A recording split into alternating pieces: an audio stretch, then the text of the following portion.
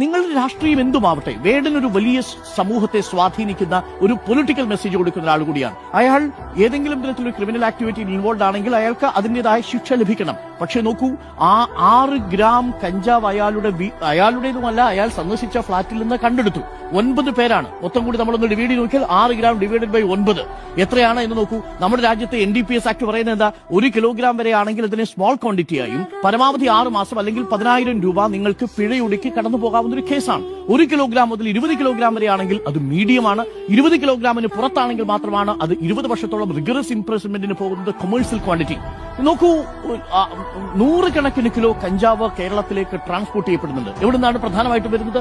ഒഡീഷയിൽ നിന്ന്, ആന്ധ്രാപ്രദേശിൽ നിന്ന്, തെലങ്കാനയിൽ നിന്ന്. അതേസമയം മെറ്റാഫിത്തമിനും MDMA അടക്കമുള്ള മാരകമായ സിന്തറ്റിക് ഡ്രഗ്സ് വരുന്നത് എവിടെ നിന്നാണ്? ബംഗളൂരുവിൽ നിന്ന്, ഗോവയിൽ നിന്ന്.